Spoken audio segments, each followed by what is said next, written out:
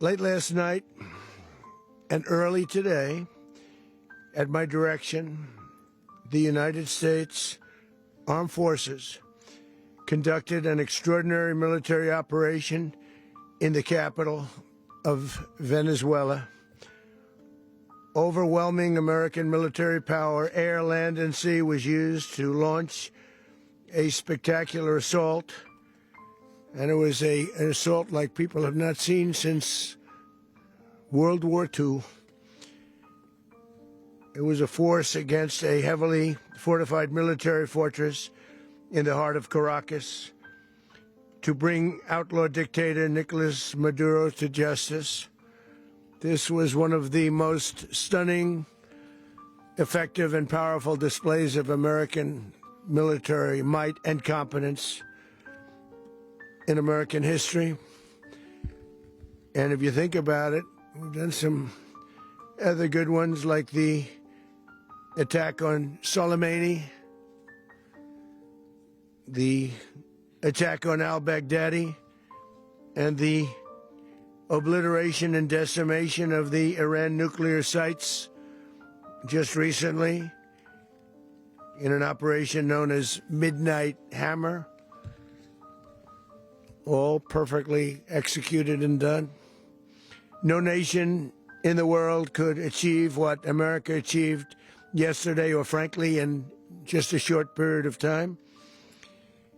All Venezuelan military capacities were rendered powerless as the men and women of our military, working with U.S. law enforcement, successfully captured Maduro in the dead of night. It was dark. The lights of Caracas were largely turned off due to a certain expertise that we have. It was dark and it was deadly. But captured along with his wife, Celia Flores, both of whom now face American justice. Maduro and Flores have been indicted in the Southern District of New York, it's J. Clayton, for their campaign of deadly narco-terrorism against the United States and its citizens. I want to thank the men and women of our military who achieved such an extraordinary success overnight with breathtaking speed, power, precision, and competence. You rarely see anything like it. You've seen some raids in this country that didn't go so well. They were an embarrassment. If you look back to Afghanistan, or if you look back to the Jimmy Carter days, they were different days. We're a respected country again, like never before. These highly trained warriors, operating in collaboration with U.S. law enforcement, caught them in a very ready position. They were waiting for us. They knew we had many ships out in the sea, just sort of waiting. They knew we were coming. So they were in a ready, what's called a ready position. But they were completely overwhelmed and very quickly incapacitated. If you would have seen what I saw last night, you would have been very impressed. I'm not sure that you'll ever get to see it, but it was an incredible thing to see. Not a single American service member was killed, and not a single piece of American equipment was lost. We had many helicopters, many planes, many people involved in that fight. But think of that, not one piece of military equipment was lost, not one service member was, more importantly, killed. The United States military is the strongest and most fearsome military on the planet, by far. With capabilities and skills our enemies can scarcely begin to imagine. We have the best equipment anywhere in the world. There's no equipment like what we have, and you see that even if you just look at the boats. You know, we've knocked out 97% of the drugs coming in by sea. 90%. Each boat kills on average, 25,000 people. We knocked out 97%. And those drugs mostly come from a place called Venezuela. We're going to run the country until such time as we can do a safe, proper, and judicious transition. So We don't want to be involved with having somebody else get in, and we have the same situation that we had for the last long period of years. So we are going to run the country until such time as we can do a safe, proper, and judicious transition. And it has to be judicious because that's what we're all about. We want peace, liberty, and justice for the great people of Venezuela, and that includes many from Venezuela that are now living in the United States and want to go back to their country. It's their homeland. We can't take a chance that somebody else takes over Venezuela that doesn't have the good of the Venezuelan people in mind. We've had decades of that. We're not going to let that happen. We're there now, and what people don't understand, but they understand as I say this, we're there now, but we're going to stay until such time as the proper transition can take place. So we're going to stay until such time as we're going to run it, essentially, until such time as a proper transition can take place. As everyone knows, the oil business in Venezuela has been a bust, a total bust, for a long period of time. They were pumping almost nothing by comparison to what they could have been pumping and what could have taken place. We're going to have our very large United States oil companies, the biggest anywhere in the world, go in, spend billions of dollars, fix the badly broken infrastructure, the oil infrastructure, and start making money for the country. And we are ready to stage a second and much larger attack if we need to do so. So we were prepared to do a second wave if we needed to do so. We actually assumed that a second wave would be necessary, but now it's probably not. The first wave, if you'd like to call it that, the first attack was so successful, we probably don't have to do a second, but we're prepared to do a second wave, a much bigger wave, actually. This was pinpoint, but we have a much bigger wave that probably won't have to do.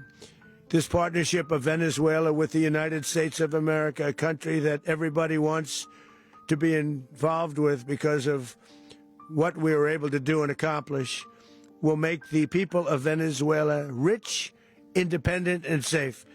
And it will also make the many, many people from Venezuela that are living in the United States extremely happy. They suffered. They suffered. So much was taken from them. They're not going to suffer anymore. The illegitimate dictator Maduro was the kingpin of a vast criminal network responsible for trafficking colossal amounts of deadly and illicit drugs into the United States. As alleged in the indictment, he personally oversaw the vicious cartel known as Cartel de las Solas, which flooded our nation with lethal poison, responsible for the deaths of countless Americans, the many, many Americans. Hundreds of thousands over the years of Americans died because of him. Maduro and his wife will soon face the full might of American justice and stand trial on American soil. Right now, they're on a ship they'll be heading to, ultimately, New York, and then a decision will be made, I assume, between New York and Miami or Florida. But we have people where the overwhelming evidence of their crimes will be presented in a court of law. And I've seen it. I've seen what we have. It's both horrible and breathtaking that something like this could have been allowed to take place. For many years after his term as president of Venezuela expired, Maduro remained in power and waged a ceaseless campaign of violence, terror, and subversion against the United States of America, threatening not only our people, but the stability of the entire region.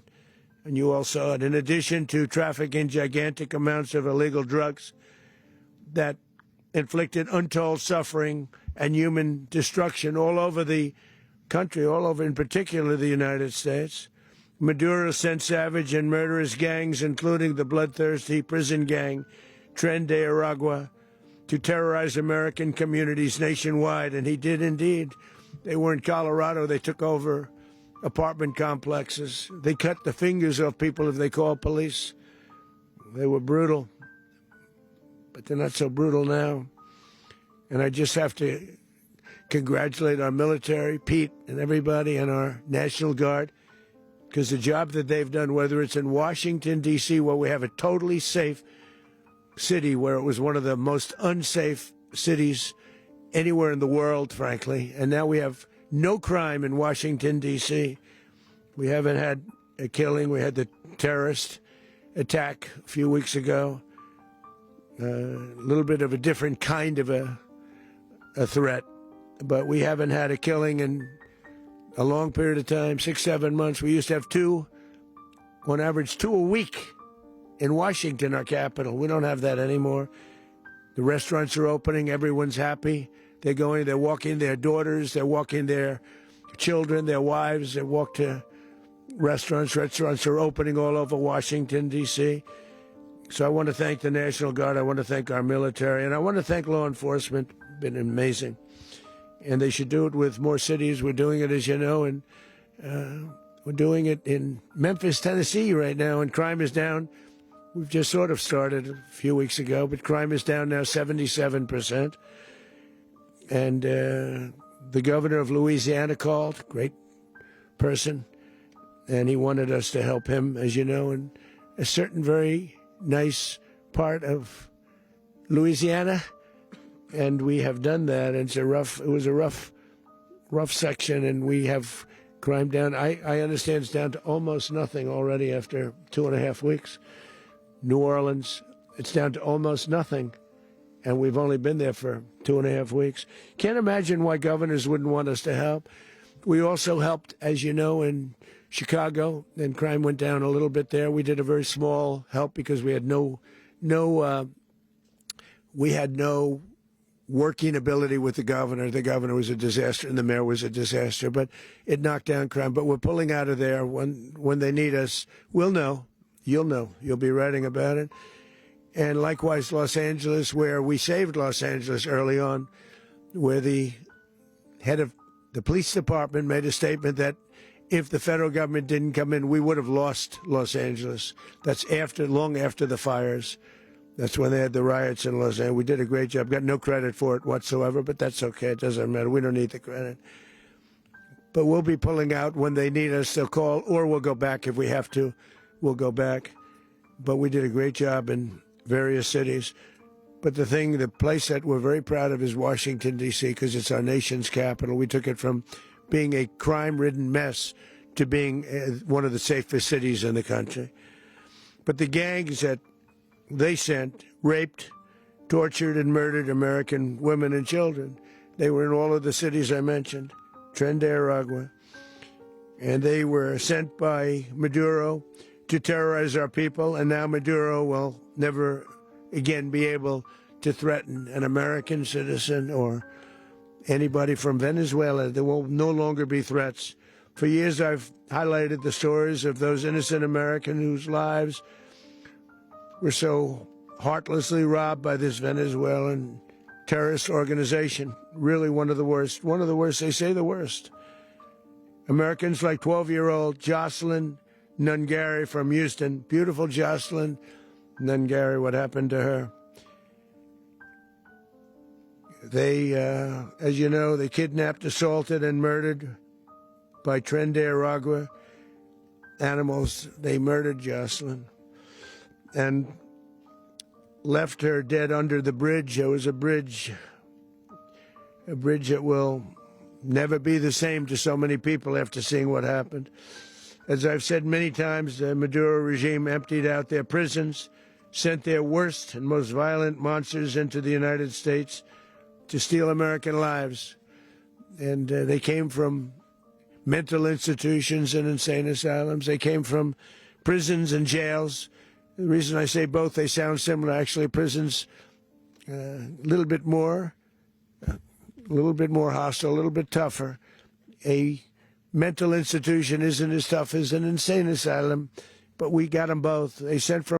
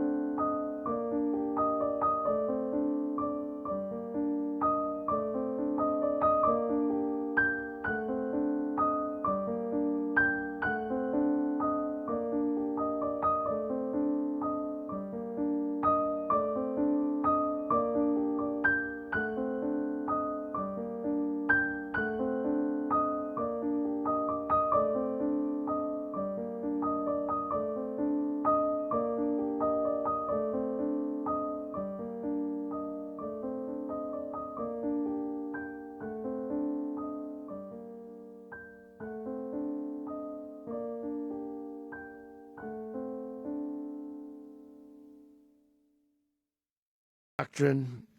We sort of forgot about it. It was very important, but we forgot about it. We don't forget about it anymore. Under our new national security strategy, American dominance in the Western Hemisphere will never be questioned again. Won't happen.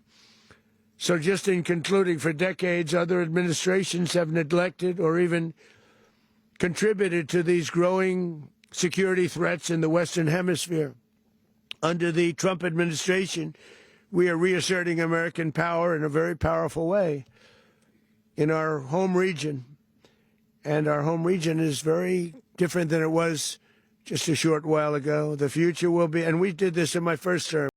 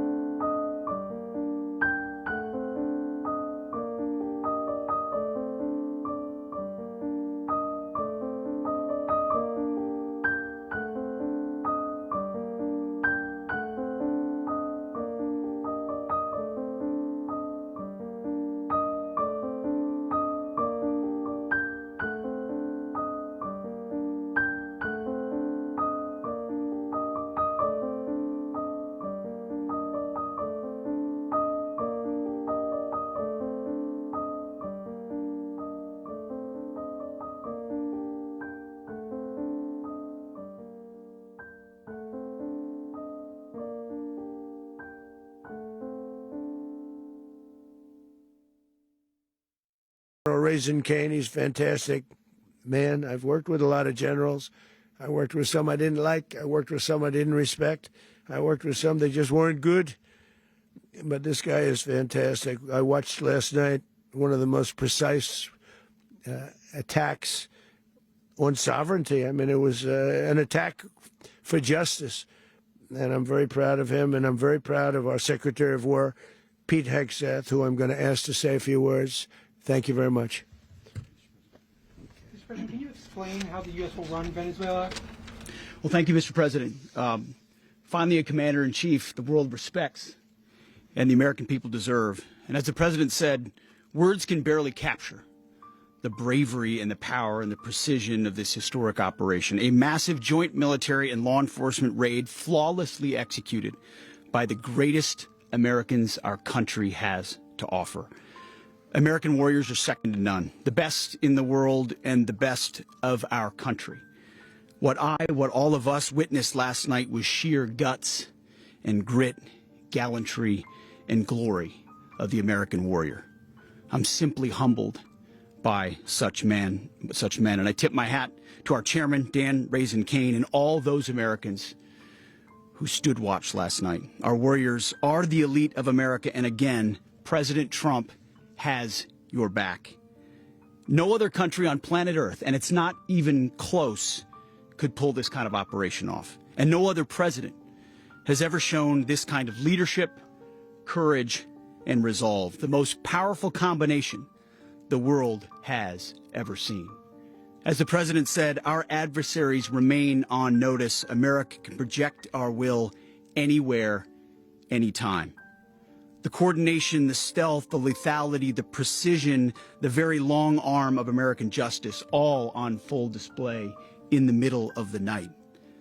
Nicolás Maduro had his chance, just like Iran had their chance, until they didn't and until he didn't. He effed around, and he found out. President Trump is deadly serious about stopping the flow of gangs and violence to our country. Deadly serious about stopping the flow of drugs and poison to our people. Deadly serious about getting back the oil that was stolen from us. And deadly serious about reestablishing American deterrence and dominance in the Western Hemisphere. This is about the safety, security, freedom, and prosperity of the American people. This is America first. This is peace through strength. And the United States War Department is proud to help deliver it. Welcome to 2026. And under President Trump, America is back. I'd like to welcome now our chairman, Chairman Caine, to give a few more details about the operation. Mr. Chairman. Thank you, Mr. Secretary. Thank you, Mr. President, and good morning. Last night, on the order of the President of the United States and in support of a request from the Department of Justice, as the President said, the United States military conducted an apprehension mission in Caracas, Venezuela, to bring to justice two indicted persons, Nicolás and Cecilia Maduro. This operation, known as Operation Absolute Resolve, was discreet, precise, and conducted during the darkest hours of January 2nd and was the culmination of months of planning and rehearsal, an operation that, frankly, only the United States military could undertake. What I'd like to do this morning is talk to you through some of the preparation and the details without compromising any of our tactics, techniques, and procedures. There is always a chance that we'll be tasked to do this type of mission again. Our interagency work began months ago and built on decades of experience of integrating complex air, ground, space, and maritime operations. While the past 2 decades have honed the skills of our special operations forces, this particular mission required every component of our joint force, with soldiers, sailors, airmen, Marines, and Guardians working in unison with our intelligence agency partners and law enforcement teammates in an unprecedented operation. We leveraged our unmatched intelligence capabilities and our years of experience in hunting terrorists. And we could not have done this mission without the incredible work by various intelligence agencies, including the CIA, NSA, and NGA. We watched, we waited, we prepared, we remained patient and professional. This mission was meticulously planned, drawing lessons from decades of missions over the last many years, many missions over these last many years. This was an audacious operation that only the United States could do. It required the utmost of precision and integration within our joint force. And the word integration does not explain the sheer complexity of such a mission. An extraction so precise it involved more than 150 aircraft launching across the Western Hemisphere in close coordination, all coming together in time and place to layer effects for a single purpose: to get an interdiction force into downtown Caracas while maintaining the element of tactical surprise. Failure of one component of this well-oiled machine would have endangered the entire mission, and failure is never an option for America's joint force. Those in the air over Caracas last night were willing to give their lives for those on the ground and in the helicopters. Let me talk a little bit about the preparation. After months of work by our intelligence teammates to find Maduro and understand how he moved, where he lived, where he traveled, what he ate, what he wore, what were his pets. In early December, our force was set pending a series of aligned events. Key was choosing the right day to minimize the potential for civilian harm and maximize the element of surprise and minimize the harm to the indicted personnel so, as the President said, they could be brought to justice. And as the President said earlier today, weather in Venezuela is always a factor this time of the year. And over the weeks through Christmas and New Year's, the men and women of the United States military sat ready, patiently waiting for the right triggers to be met and the President to order us into action. Last night, the weather broke just enough, clearing a path that only the most skilled aviators in the world could maneuver through. Ocean, mountain, low cloud ceilings. But when tasked with a mission, this organization does not quit.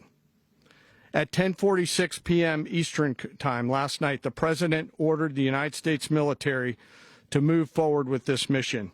He said to us, and we appreciate it, Mr. President, good luck and Godspeed. And those words were transmitted to the entire joint force. Over the course of the night, aircraft began launching from 20 different bases on land and sea across the Western Hemisphere. In total, more than 150 aircraft, bombers, fighters, intelligence, reconnaissance, surveillance, rotary wing were in the air last night. Thousands and thousands of hours of experience were airborne. Our youngest crew member was 20, and our oldest crew member was 49. And there's simply no match for American military might. As the night began, the helicopters took off with the extraction force, which included law enforcement officers, and began their flight into Venezuela at 100 feet above the water. As they approached Venezuelan shores, the United States began layering different effects provided by Spacecom, Cybercom, and other members of the interagency to create a pathway. Overhead, those forces were protected by aircraft from the United States Marines, the United States Navy, the United States Air Force, and the Air National Guard. The force included F-22s, F-35s, F-18s, EA-18s, E-2s, B-1 bombers, and other support aircraft, as well as numerous remotely piloted drones. As the force began to approach Caracas, the Joint Air Component began dismantling and disabling the air defense systems in Venezuela, employing weapons to ensure the safe passage of the helicopters into the target area.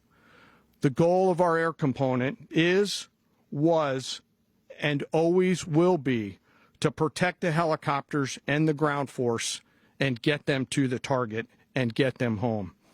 As the force crossed the last point of high terrain where they'd been hiding in the clutter, we assessed that we had maintained totally the element of surprise. As the helicopter force ingressed towards the objective at low level, we arrived at Maduro's compound at 1:01 a.m. Eastern Standard Time, or 2:01 a.m. Caracas local time, and the apprehension force descended into Maduro's compound and moved with speed, precision, and discipline towards their objective and isolated the area to ensure the safety and security of the ground force while apprehending the indicted persons. On arrival into the target area, the helicopters came under fire, and they replied with that fire with overwhelming force in self-defense. One of our aircraft was hit but remained flyable, and as the President said earlier today, all of our aircraft came home, and that aircraft remained flyable during the rest of the mission. As the operation unfolded at the compound, our air and ground intelligence teams provided real-time updates to the ground force, ensuring those forces could safely navigate the complex environment without unnecessary risk. The force remained protected by overhead tactical aviation. Maduro and his wife, both indicted, gave up and were taken into custody by the Department of Justice, assisted by our incredible U.S. military with professionalism and precision, with no loss of U.S. life. After securing the indicted persons, the force began to prep for departure. Helicopters were called in to exfiltrate the extraction force, while fighter aircraft and remotely piloted aircraft provided overhead coverage and suppressive fire. There were multiple self-defense engagements as the force began to withdraw out of Venezuela. The force successfully exfiltrated and returned to their afloat launch bases, and the force was over the water at 3:29 a.m. Eastern Standard Time with indicted persons on board. And both Maduro and his wife were embarked aboard the USS Iwo Jima. In closing, what we've witnessed today is a powerful demonstration of America's joint force. We think, we develop, we train, we rehearse, we debrief, we rehearse again and again, not to get it right, but to ensure that we cannot get it wrong. Our jobs are to integrate combat power so when the order comes, we can deliver overwhelming force at the time and the place of our choosing against any foe anywhere in the world. I am immensely proud today of our joint force and filled with gratitude to represent them here today. There is simply no mission too difficult for these incredible professionals and the families that stand by them and support them. As we stand here this morning, our forces remain in the region at a high state of readiness, prepared to project power, defend themselves, and our interests in the region. This operation is a testament to the dedication and unwavering commitment to justice and our resolve to hold accountable those who threaten peace and stability. In closing, I want to express my heartfelt gratitude to the brave men and women who executed this mission. Their courage and tireless commitment to our nation are what makes us strong. Thank you, Mr. Secretary, and thank you, Mr. President. Well, I don't have much to add to what you've heard now, other than the following points. Nicolás Maduro was indicted in 2020 in the United States. He is not the legitimate president of Venezuela. That's not just us saying it. The first Trump administration, the Biden administration, the second Trump administration, none of those three recognized him. He's not recognized by the European Union and multiple countries around the world. He is a fugitive of American justice with a $50 million reward, which I guess we saved $50 million. And Make sure. yeah, exactly. But Don't let everybody claim it. Nobody deserves it but us. But I want to be clear about one thing. Nicolás Maduro had multiple opportunities to avoid this. He was provided multiple very, very, very generous offers and chose instead to act like a wild man, chose instead to play around. And the result is what we saw tonight. The other message here is the following. You have a guy like many people around the world, they like to play games. You have a guy who decides he's going to invite Iran into his country, is going to, do the confiscation of American oil companies, is going to flood our country with gang members, is going to take Americans prisoner and try to hold them for hostage and trade them like he was able to do with the Biden administration. Basically likes to play games all this time and thinks nothing's going to happen. And I hope what people now understand is that we have a president. The 47th president of the United States is not a game player. When he tells you that he's going to do something, when tells you he's going to address a problem, he means it. He actions it. I can tell you, I've watched this process now for 14, 15 years, been around it. Everybody talks. I'm going to do this. I'm going to do that. When I get there, we're going to do this. We're going to take. This is a president of action. Like, I don't understand yet how they haven't figured this out. And now, if you don't know, now you know. Because this is the way it's going to play out. And I think people need to understand that this is not a president that just talks and does letters and press conferences. And, if he says he's serious about something, he means it. And this is something that was a direct threat to the national interest of the United States. And the president addressed it. There's a president of peace, by the way. I told you what I just said earlier. This guy had multiple opportunities to find his way somewhere else and figure out another. He could have been living somewhere else right now, very happy. But instead, he wanted to play big boy. And so now, he's got other sets of problems on his hands. And but I think the message here should be for the world. Look, the president doesn't go out looking for people to pick fights with. He's not generally wants to get along with everybody. We'll talk and meet with anybody. But don't play games. Don't play games with this president's in office, because it's not going to turn out well. And so I hope that, I guess that lesson was learned last night, and we hope it'll be instructive moving forward. Mr. President. Mr. President. You said that the U.S. is going to run Venezuela. So who's in power right now? Well, we're going to be running it with a group, and we're going to make sure it's run properly. We're going to rebuild the oil infrastructure, which will cost billions of dollars. It'll be paid for by the oil companies directly. They will be reimbursed for what they're doing, but that's going to be paid. And we're going to get the oil flowing the way it should be. As you know, it was just a minor flow. It was actually a minor flow for what they have. But we're going to run it properly, and we're going to make sure the people of Venezuela are taken care of. We're going to make sure the people that were forced out of Venezuela by this thug are also taken care of. Mr. President, does the U.S. running the country mean that U.S. troops will be on the ground? How will that work? Well, they always say boots on the ground. So we're not afraid of boots on the ground if we have to have. We had boots on the ground last night at a very high level, actually. We're not afraid of it. We don't mind saying it, but we're going to make sure that that country is run properly. We're not doing this in vain. This is a very dangerous attack. This is an attack that could have gone very, very badly. Could have gone very badly. We could have lost a lot of people last night. We could have lost a lot of dignity. We could have lost a lot of equipment. The equipment is less important, but we could have lost a lot.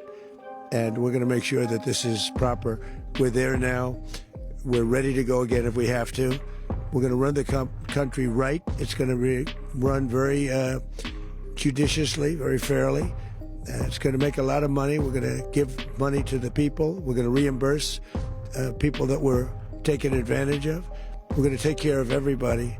It's very important. We couldn't let them get away with it. They stole our oil. We built that whole industry there, and they just took it over like we were nothing. And we had a president that decided not to do anything about it.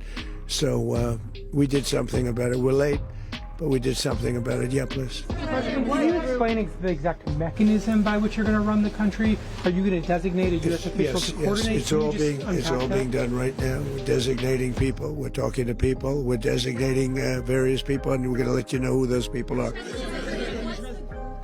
That would run Venezuela. Well, it's largely going to be for a period of time the people that are standing right behind me. We're going to be running it. We're going to be bringing it back. It's a dead, I talk about a dead country. A year and a half ago, we were a dead country. Now we're the hottest country anywhere in the world. We're a country doing better than any country anywhere in the world. And it required leadership. Venezuela has a lot of bad people in there, a lot of bad people that shouldn't be leading. We're not going to take a chance that one of those people take over for Maduro. So you can look at, and others, we have fantastic people, including people in the military. So we're going to have a group of people running it until such time as it can be put back on track, make a lot of money for the people, and give people a great way of life, and also reimbursement for people in our country that were forced out of Venezuela. Rubio would be... You said earlier today that you weren't going to back Machado to come back and be the opposition leader in your Fox and Friends interview. And then you also mentioned the vice president of Venezuela. Are you going to work with the vice president of Venezuela, or how do you foresee the relationship Well, I going? understand she was just sworn in, but she was, as you know, picked by Maduro.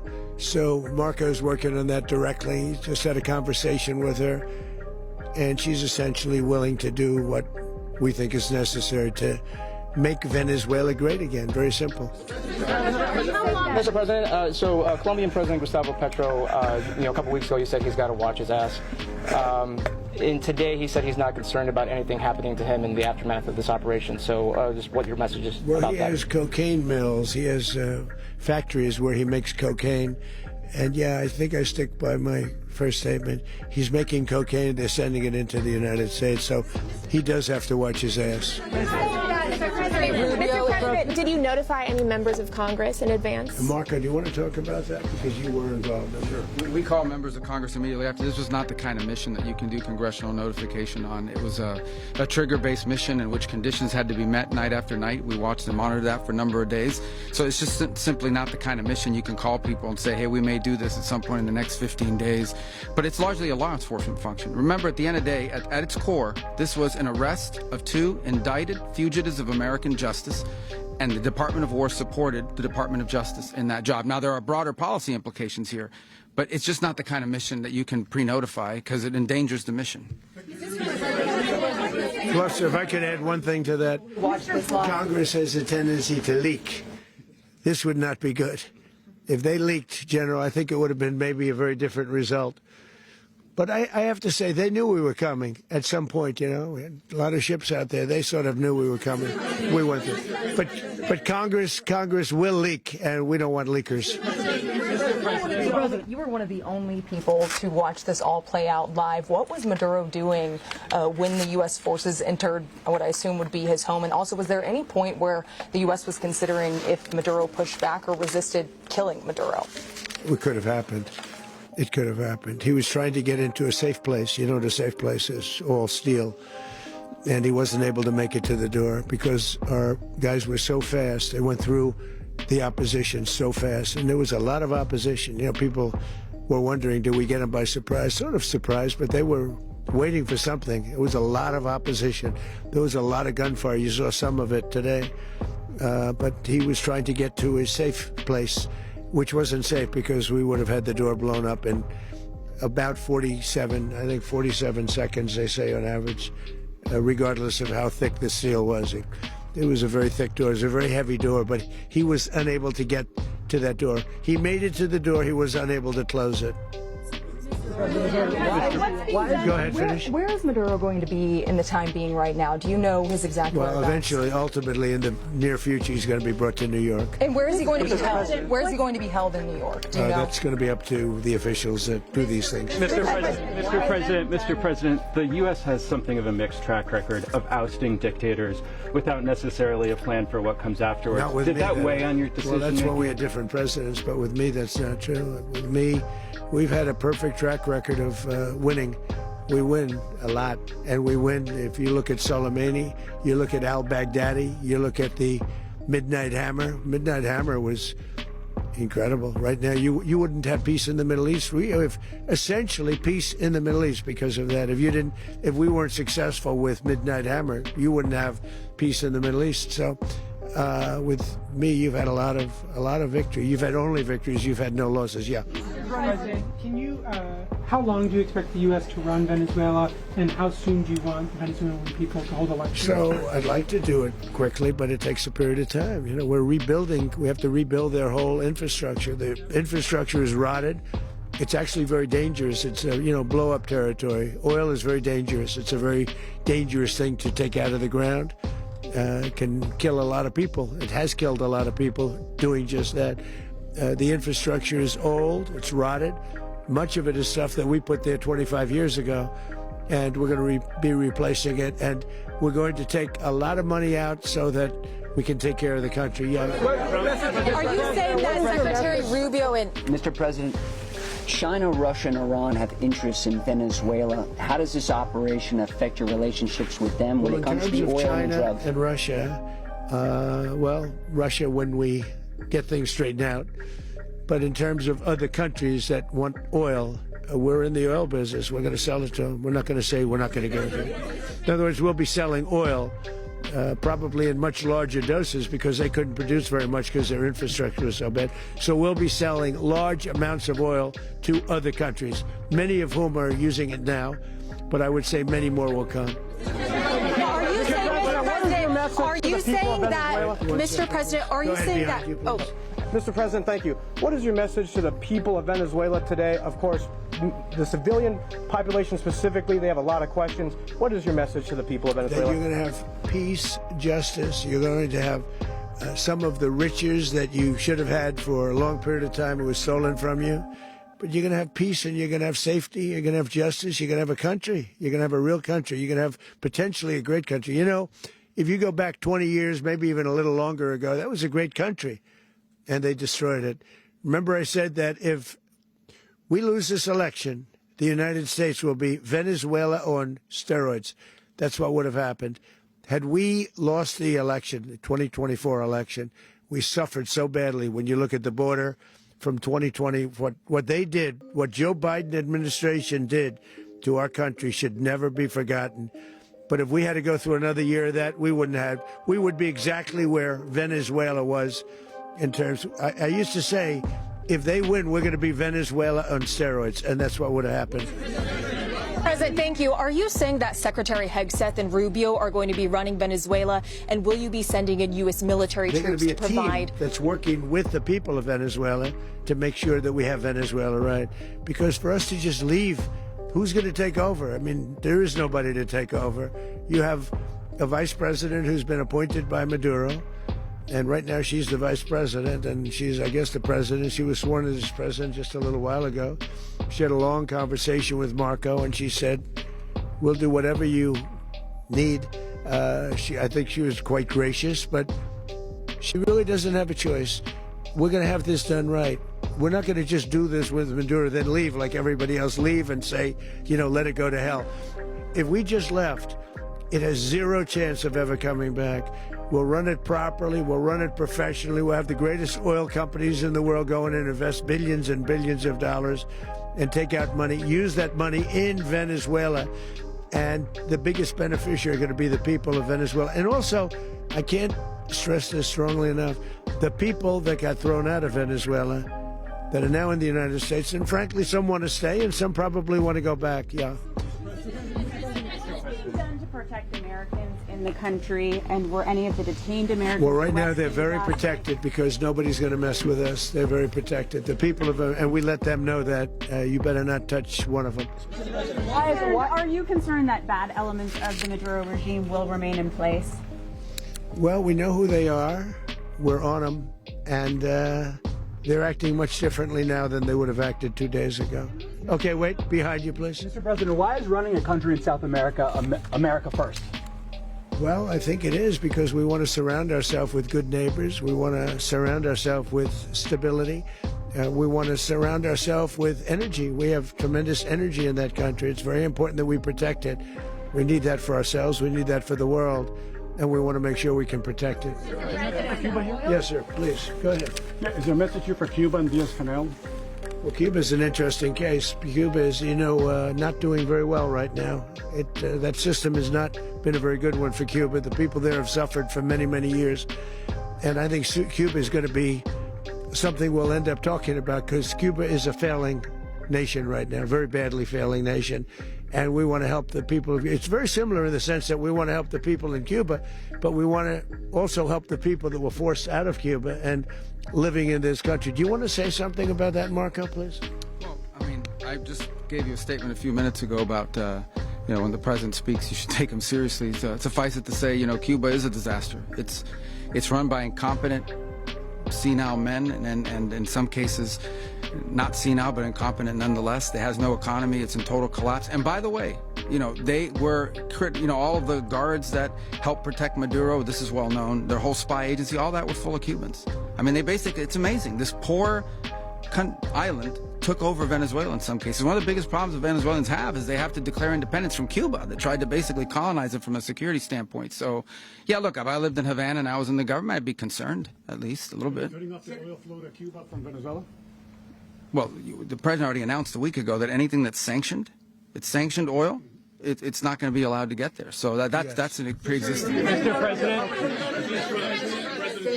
The answer is yes. Mr. President. Yes. Is the U.S. aware of the location of opposition leader Machado, and have you been in contact with her? No, we haven't. No, we haven't. Mr. President. How many hesitations about Machado? Mr. President, on Monday. I think it would be very tough for her to be the leader. She doesn't have the support within, or the respect within the country. She's a very nice woman, but she doesn't have the respect. Mr. President, is it possible that the U.S. ends up administrating Venezuela for years? Well, it won't cost us anything because the money coming out of the ground is very substantial, so it's not going to cost us anything. We want safety there. We want to be surrounded by countries that aren't housing all of our enemies all over the world. That's what was happening, and you don't want to have that. But we're going to be rebuilding, and we're not spending money. The oil companies are going to go in. They're going to spend money. We're going to take back the oil that, frankly, we should have taken back a long time ago. A lot of money is coming out of the ground. We're going to get reimbursed for all of that. We're going to get reimbursed for everything that we spend.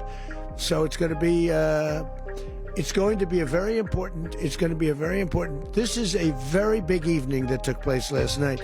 We have to be surrounded by safe, secure countries, and we also have to have energy. Very important. We have to have energy that's real energy, not where they're getting 4% and 5% of the energy out of the ground. You take a look, it was such a disaster. So what's going to happen with Venezuela, I think, over the next period of a year is going to be a great thing. And the people of Venezuela will be the biggest beneficiaries. Mr. President,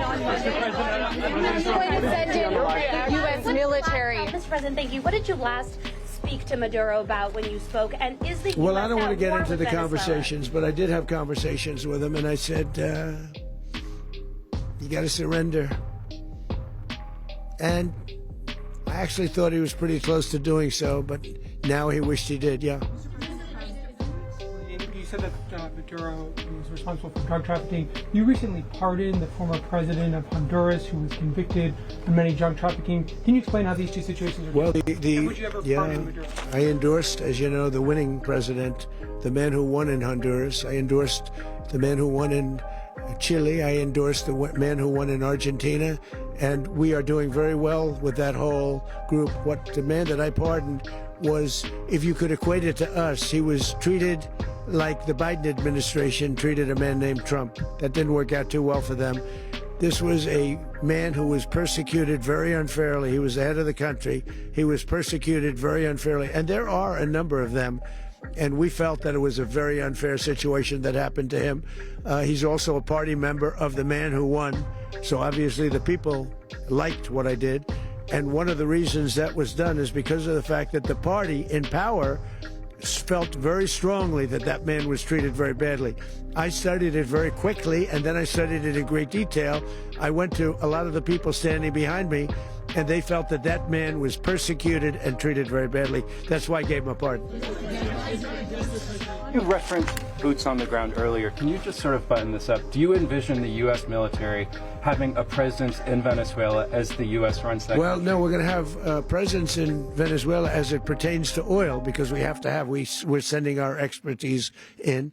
So you may need something, not very much. But no, we're going to be taking...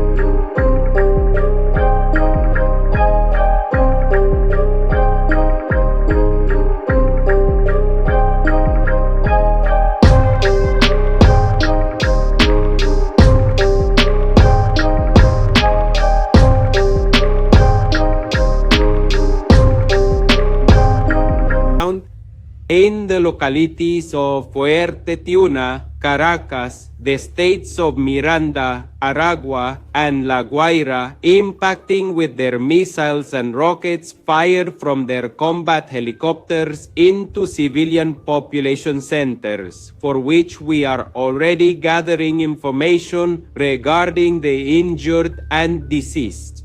In response to this utterly despicable and cowardly attack, which poses a grave threat to the peace and stability of the entire region, we hereby issue our most emphatic denunciation before the international community and all multilateral organizations, demanding that the government be unequivocally condemned by the American government for the blatant violation of the Charter of the United Nations and of international law.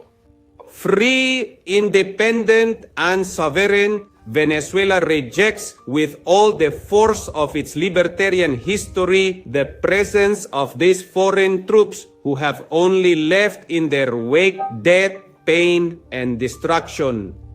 This invasion represents the greatest outrage the country has suffered, driven by the insatiable greed for our strategic resources. Far from any supposed struggle against narco-terrorism, this deplorable action definitively seeks to force a regime change and subjugate us to the spurious designs of North American imperialism, trampling upon our inalienable right. The right to self-determination, for which our liberators fought so valiantly and which today we are called upon to defend with that very same dignity. For this reason, in this most unfortunate hour, I call upon the profound courage that we inherited from our great liberators, those who taught us unequivocally that our dignity is never negotiable and that our homeland represents a value above all else. They have launched an attack against us, but they will not succeed in breaking our spirit. United soldiers!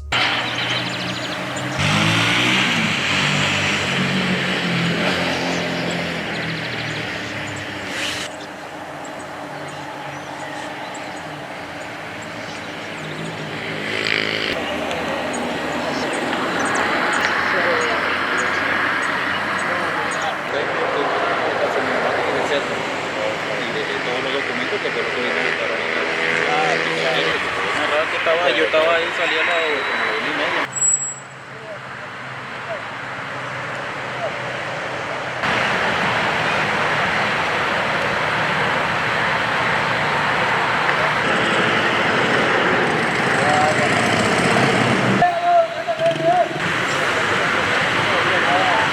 Yet our enduring heritage is the struggle for liberty. We who always extend the hand of brotherhood, today firmly clench our fists in defense of all that is ours. Let us unite, for in the unity of our people, we shall find the strength to resist and to overcome. In the midst of this imperial onslaught, I make a fervent appeal for serenity and for sound judgment to maintain our unity and our calm. Despair is an ally of the invader. Fortitude is the shield of our homeland. We must not surrender to the panic the enemy wishes to sow. Let us avoid chaos and anarchy, for these are weapons as lethal as any bombs. We must demonstrate to the world the true metal of which we are made. Let us be resilient. Let us maintain our steadfastness and integrity in the face of adversity, and let us activate all the national defense plans for which we have been diligently preparing ourselves. For this reason, and in strict compliance with the Constitution of the Bolivarian Republic of Venezuela, the Organic Law on States of Exception, and the Organic Law on National Security, we unreservedly endorse the decree declaring a state of external commotion across the entire national territory. And consequently, the men and women of our Bolivarian National Armed Forces, acting upon the precise instructions received from citizen Nicolás Maduro Moros, the constitutional president of the Bolivarian Republic of Venezuela, our esteemed commander-in-chief, we shall deploy every single one of our available capabilities for the comprehensive and integral defense of our beloved nation. Dos of us, the re-established Nicolás Maduro was no longer in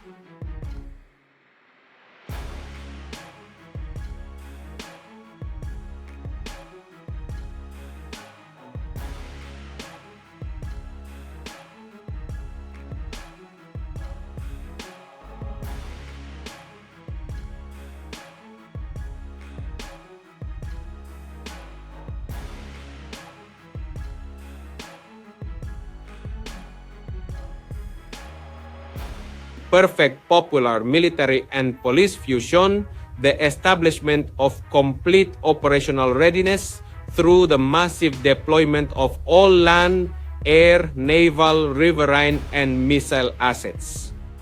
Weapon systems for the comprehensive and integral defense of the nation, with the explicit purpose of ensuring the complete integration of all elements of national power within the crucial mission of confronting and effectively countering imperial threats, thereby forming a single, unified, and formidable combat bloc. Our honor, our duty, and history itself are calling us. Let the cry of our free nation resound in every single corner. Victory is truly ours because reason and dignity are our constant companions. We shall most certainly prevail. Long live our beloved homeland. Operation that, frankly, only the United States military could undertake. What I'd like to do this morning is talk to you through some of the preparation and the details without compromising any of our tactics, techniques, and procedures. There is always a chance that we'll be tasked to do this type of mission again. Our interagency work began months ago and built on decades of experience of integrating complex air, ground, space, and maritime operations.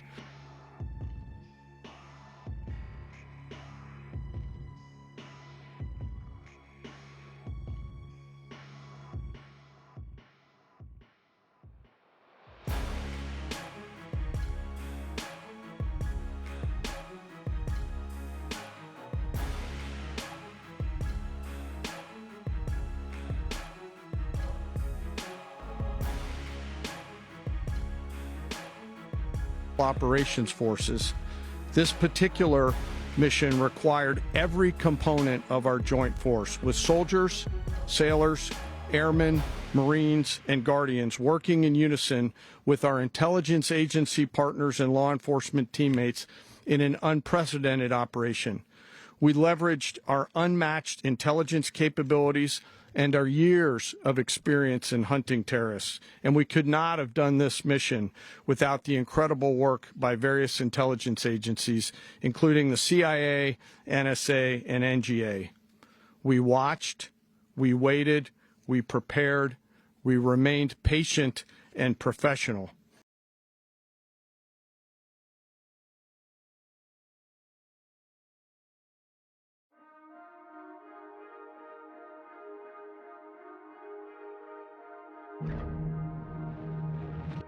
Lessons from decades of missions over the last many years, many missions over these last many years. This was an audacious operation that only the United States could do. It required the utmost of precision and integration within our joint force. And the word integration does not explain the sheer complexity of such a mission. An extraction so precise, it involved more than 150 aircraft launching across the Western Hemisphere in close coordination, all coming together in time and place to layer effects for a single purpose: to get an interdiction force into downtown Caracas while maintaining the element of tactical surprise. Failure of one component of this well-oiled machine would have endangered the entire mission, and failure is never an option for America's joint force. Caracas last night were willing to give their lives for those on the ground and in the helicopters. Let me talk a little bit about the preparation. After months of work by our intelligence teammates to find Maduro and understand how he moved, where he lived, where he traveled, what he ate, what he wore, what were his pets. In early December, our force was set pending a series of aligned events. Key was choosing the right day to minimize the potential for civilian harm and maximize the element of surprise and minimize the weather in Venezuela is always a factor this time of the year. And over the weeks through Christmas and New Year's, the men and women of the United States military sat ready, patient for the right triggers to be met and the president to order us into action. Last night, the weather broke just enough clearing a path that only the most skilled aviators in the world could maneuver through. Ocean, mountain, low cloud ceilings, but when tasked with a mission, this organization does not quit. At 10:46 p.m. Eastern Time last night, the President ordered the United States military to move forward with this mission. He said to us, and we appreciate it, Mr. President, good luck and Godspeed. And thousands of hours of experience were airborne. Our youngest crew member was 20, and our oldest crew member was 49. And there's simply no match for American military might. As the night began, the helicopters took off with the extraction force, which included law enforcement officers, and began their flight into Venezuela at 100 feet above the water.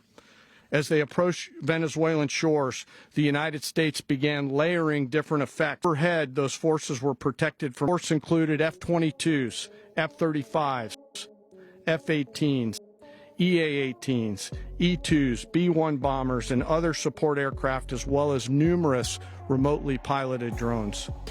As the force began to approach Caracas, the Joint Air Component began dismantling and disabling the air defense systems in Venezuela, employing weapons to ensure the safe passage of the helicopters into the target area.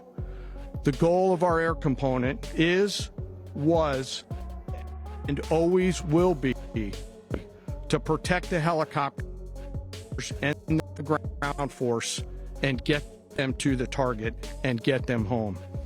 As the force crossed the last point of high terrain where they'd been hiding in the clutter, we assessed that we had maintained totally the element of surprise. At 1:01 a.m. Eastern Standard Time, or 2:01 a.m. Caracas local time, and the apprehension force descended into Maduro's compound and moved with speed, precision, and discipline towards their objective and isolated the area. Aircraft was hit but remained flyable, and as the President said earlier today, all of our aircraft came home, and that aircraft remained flyable during the rest of the mission. As the operation unfolded at the compound, our air and ground intelligence teams provided real-time updates to the ground force, ensuring those forces could safely navigate the complex environment without unnecessary risk. The force remained protected by overhead tactical aviation. Maduro and his wife, both indicted, gave up and were taken into custody by the Department of Justice, assisted by our incredible U.S. military with professionalism and precision, with no loss of U.S. life. After securing the indicted persons, the force began to prep for departure. Helicopters were called in to exfiltrate the extraction force, while fighter aircraft and remotely piloted aircraft provided overhead coverage and suppressive fire. There were multiple self-defense engagements as the force began to withdraw out of Venezuela. The force successfully exfiltrated and returned to their afloat launch bases, and the force was over the water at 3:29 a.m. Eastern Standard Time with indicted persons on board. It replied with that fire. Difficult for these incredible professionals and the families that stand by them and support them.